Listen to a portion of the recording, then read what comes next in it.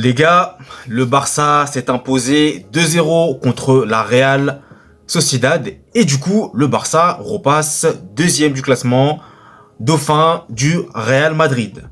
Donc les gars, on perd pas de temps et on attaque pour le débrief de ce match.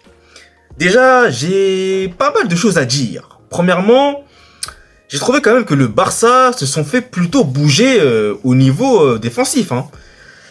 Pau Cubarsí, c'était quand même un peu fragile, limite inquiétant. Parce que Becker, il passait beaucoup de fois dans son dos. Parfois, il prenait l'avantage sur lui en 1 contre 1. Franchement, quand même, c'était pas rassurant. Heureusement que Ter Stegen était dans les cages et qu'il a fait le job. Mais sinon, bon, je voulais quand même parler de ça. Sinon, côté Barça, offensivement parlant, bah écoutez les gars, Lamine Yamal, je pense que la vidéo va être centrée sur Lamine Yamal, parce que encore une fois, ce joueur que je rappelle, je suis désolé de le dire, mais il n'a que 16 ans les gars. Il n'a que 16 ans, oui, ne me parlez pas d'âge, comme il a dit qu'il est Mbappé, cette fameuse phrase. Mais à un moment donné, il faut dire les termes. Ce jeune joueur n'a que 16 ans, et c'est lui qui porte l'attaque du FC Barcelone. Je sais pas si on s'en rend bien compte, mais c'est exceptionnel ce qu'il est en train d'accomplir. Et franchement, ça va être le joueur à suivre des 10, voire les 15 prochaines années. Bien entendu, faut pas non plus y aller trop vite, voilà, doucement, tout doux, Faut pas commencer, mais ce qu'il est en train de nous prouver là, c'est magique, Il a un pied gauche magique, il a une finition magique. Dès qu'il a le ballon, il se passe quelque chose. On a envie de savoir, on a envie de voir Lamine Yamal. On sait, Lutker il bat à 100 à l'heure. On sent qu'il peut faire quelque chose de dangereux dans la défense adverse, bien entendu. Ce joueur est trop... Vous voyez, il est imprévisible et en même temps, on sait qu'il va se passer un truc avec lui. Donc c'est ça en fait qui met une sorte... qui aspire une certaine peur que j'ai moi personnellement en étant fan du Real Madrid sur ce joueur. Parce que clairement, déjà, le Classico, je m'en souviens de avril dernier, il nous a fait très mal. Les gars, souvenez-vous bien. Et là, contre la Real Sociedad, il a encore montré tout le talent qu'il a. Donc, Lamine Yamal, premier buteur de ce match, bien servi par Gundogan. Lui, Gundogan, c'est le joueur parfait. Le joueur parfait. Je n'ai jamais, je pense, critiqué Gundogan cette saison. Je pense. Je crois que j'ai jamais critiqué. Le joueur toujours régulier dans ses performances sur le terrain. Il est jamais en dessous, il est jamais au-dessus, mais juste milieu. Mais il fait toujours les choix qu'il faut, juste techniquement. Le Barça a besoin d'un joueur comme Gundogan dans son milieu de terrain, et bah ils l'ont trouvé, clairement. Donc voilà, lui, j'ai jamais rien à dire, toujours des choses à dire de positif sur Gundogan, qui est le passeur décisif sur le premier but du Barça, qui mène 1-0 donc avant la mi-temps. Et après, en seconde mi-temps, bah écoutez, bon, voilà, le Barça va plutôt essayer de gérer le tempo. Mais encore une fois, quand même, ce qui est quand même dommage avec le Barça, c'est qu'ils ont eu des occasions en première mi-temps et qu'ils n'ont pas tué le match. Ils ont toujours du mal à tuer le match, le Barça. Toujours du mal.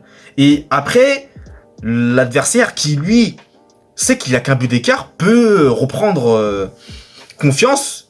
Enfin, il n'a pas perdu la confiance non plus, mais il peut toujours aller chercher l'égalisation. Même si le Barça domine et doit marquer davantage de buts. Donc ça, c'est quand même le danger, je trouve, quand même, au niveau du Barça. C'est encore une fois le manque de réalisme dès lors qu'ils mènent 1-0, quoi. Faut vraiment qu'ils tuent le match assez rapidement pour ne plus avoir de peur, ne plus être pressé, parce qu'au final, l'adversaire, lui, peut continuer à espérer. Bon, heureusement qu'il y a eu un but à la 90e minute, il est plus tard le deuxième but quand même du Barça de Raphaël, si c'est bien ça, je me trompe pas, ça va être Raphaël. Donc écoutez, le Barça termine bien ce match, voilà, il n'y a pas eu non plus trop de choses à dire, mis à part le fait que, comme je le disais, défensivement parlant, c'était un peu compliqué quand même pour Cubarsí, j'ai trouvé. Mais bon, il n'y avait pas Araujo aussi qui était là. Donc bon, est-ce que quand Araujo est là, ils se sentent plus en sécurité ou pas? Peut-être, ou pas, je sais pas. Bon, en tout cas, quoi qu'il en soit, le Barça s'impose tranquillement 2-0 et rechip la seconde place du classement à Gérone qui avait fait 2 partout lors du match précédent contre je ne sais plus quelle équipe. Donc voilà, le Barça, écoutez, a plutôt été intéressant. Encore une fois, le Barça joue bien au football. C'est pas ce qu'on reproche au Barça. Ce qu'on leur reproche, c'est de s'effondrer dès lors qu'ils ont plus le match entre les mains et de totalement sombrer.